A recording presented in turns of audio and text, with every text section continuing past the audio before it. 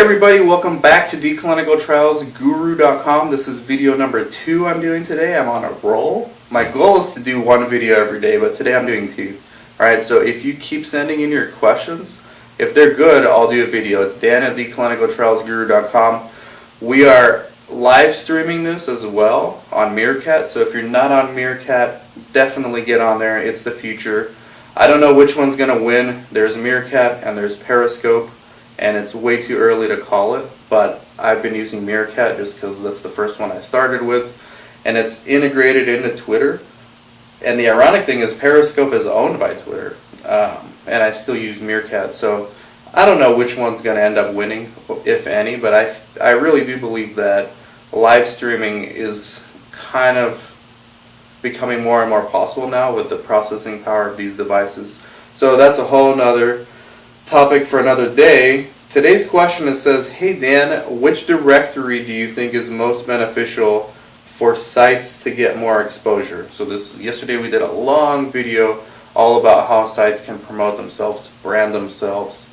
I talked about how we're usually not rewarded for being creative as research sites. We're usually taught to follow protocols and very strict SOPs. So we're not usually rewarded for our creativity, but you can and you will be rewarded if you correctly brand yourself and promote yourself as a research clinic. And there's lots of ways to do that. We won't get into that in this video. So my answer to you is I don't think any directories are good. A lot of them charge way too much and they don't provide value.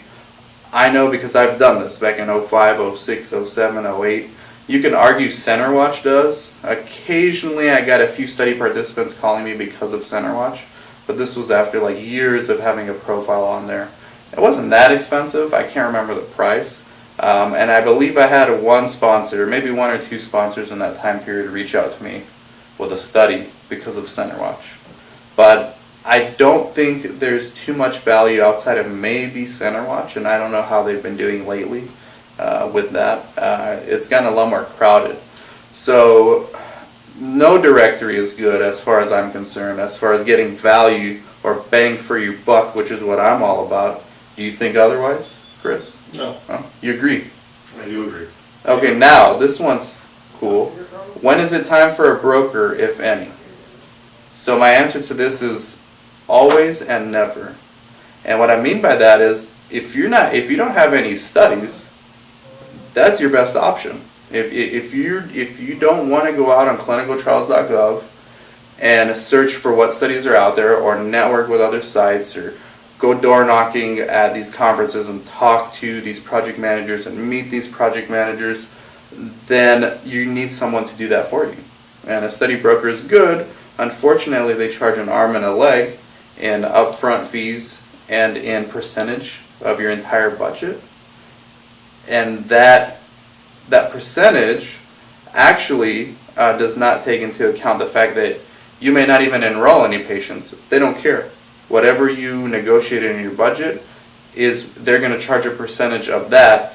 So if you agreed on 10 subjects to be enrolled in your contract, yet you only enroll 0 or 1, you still have to pay as if you enrolled 10. So that's why I don't like brokers. There's too much risk there. There's too much uncertainty. I have my own kind of brokerage company. It's more like a consulting company where we provide you study leads and we can go as far as doing the feasibilities for you, and we can go even further as far as negotiating budgets for you, and we can go even further as far as sending monitors, our own monitors, to your site. So we do a lot more than just study brokering, and this is a shameless plug, or not so shameless, but it is a plug. So that's my opinion on brokers. I think it's never a good time, and it's always a good time if you have no idea what you're doing. Anything you want to say? Yeah, it makes sense. That's good. You want to stay in business, you need studies. Yeah. So how many Meerkatters we got now? Just one. Okay. So that's it. Thank you for watching, and make sure that you subscribe. Thumbs up. Dan from theclinicaltrialsguru.com. Take care.